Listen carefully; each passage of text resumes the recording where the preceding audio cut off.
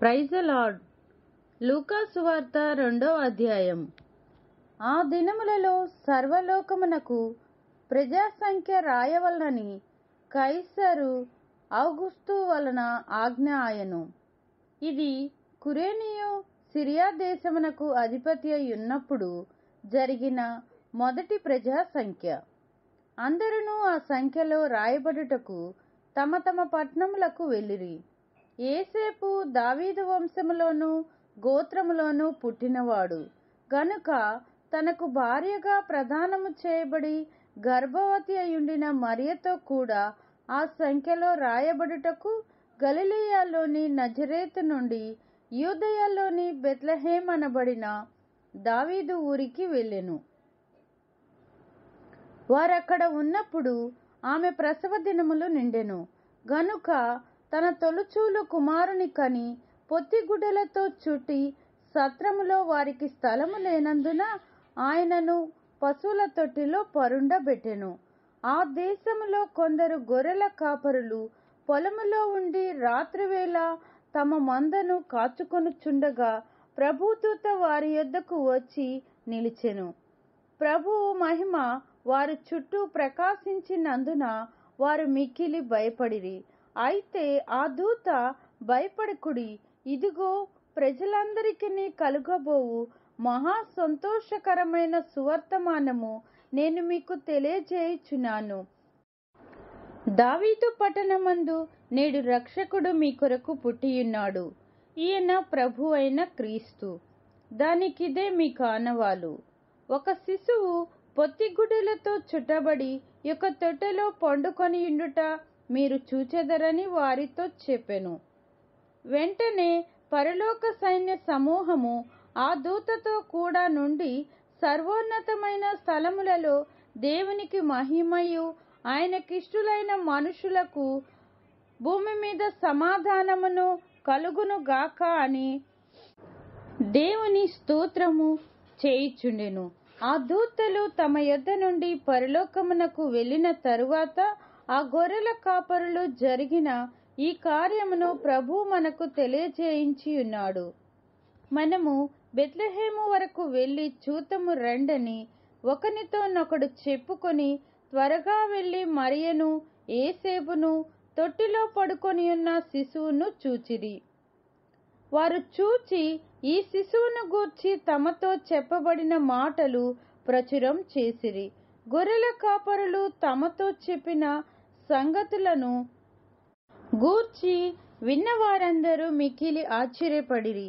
అయితే మరి ఆ మాటలన్నీయు తన హృదయములో తలపోసుకొనుచు భద్రము చేసుకునెను. అంతటా గొర్రెల కాపరులు తమతో చెప్పబడినట్టుగా తాము విన్న వాటిని కన్నవాటన్నిటిని గురించి దేవుని మహిమపరచుచు స్తోత్రము చేయుచు తిరిగి వెళ్ళిరి. ఆ శిశువునకు సున్నతి చేయవలసిన 8వ దినము వచ్చినప్పుడు గర్భమందాయన పడకమునుపు దేవదూత చేత పెట్టబడిన యేసు అను పేరు వారు ఆయనకు పెట్టిరి. మోషే ధర్మశాస్త్రము చొప్పున వారు తమ్మును శుద్ధి చేసుకొను దినములు గడిచినప్పుడు ప్రతి తొలిచూలు మగపిల్ల ప్రభువుకు ప్రతిష్ఠ చేయబడవలెను అని ప్రభు ధర్మశాస్త్రమందు రాయబడినట్టు ఆయనను ప్రభువునకు ప్రతిష్ఠించుటకును ప్రభు ధర్మశాస్త్రమందు చెప్పబడినట్టు గువ్వల జతనైనను 2 పావురపు పిల్లలనైనను బలిగా నర్పించుటకును వారు ఆయనను యెరూషలేమునకు తీసుకొని పోయిరి. యెరూషలేమునందు సిమియోనను ఒక మనుష్యుడుండెను. అతడు నీతిమంతుడును భక్తిపరుడునయుండి ఇశ్రాయేలు యొక్క ఆదరణ కొరకు కనిపెట్టువాడు. పరిశుద్ధాత్మ అతని మీద ఉండెను. అతడు ప్రభువు యొక్క క్రీస్తును చూడక మునుపు మరణము పొందడని అతనికి పరిశుద్ధాత్మ చేత బయలుపరచబడి ఉండెను. ఆత్మవశుడై అతడు దేవాలయములోనికి వచ్చెను.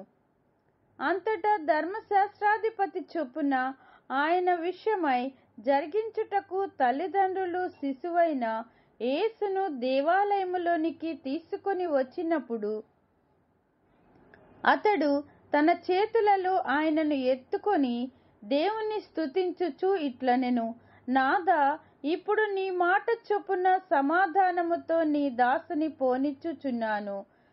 అన్యజనులకు నిన్ను బయలుపరచుటకు వెలుగుగాను, నీ ప్రజలైన ఇశ్రాయేలుకు మహిమగాను నీవు సకల ప్రజల ఎదుట సిద్ధపరిచిన నీ రక్షణ నేను కన్నులారా చూచితిని.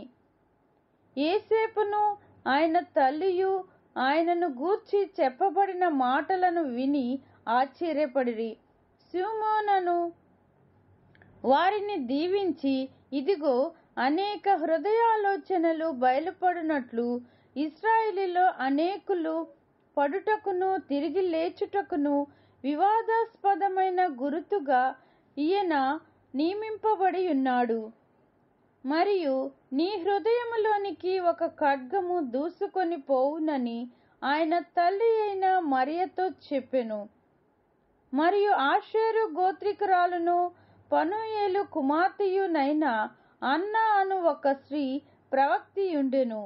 ఆమె కన్యత్వం మొదలుకొని 7 ఏళ్ళు పెనిమిటితో సంసారం చేసి బహుకాలము గడిచినదై 84 సంవత్సరములు విధవరాలయుండి దేవాలయము విడువక ఉపవాస ప్రార్థనలతో రేయింబగలు సేవ చేయుచుండెను.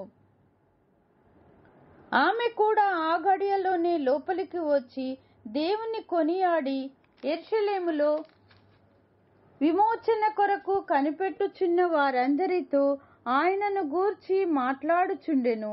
అంతటా వారు ప్రభు ధర్మశాస్త్రము చొప్పున సమస్తము తీర్చిన పిమ్మట గలిలయలోని నజరేతను తమ ఊరికి తిరిగి వెళ్ళిరి.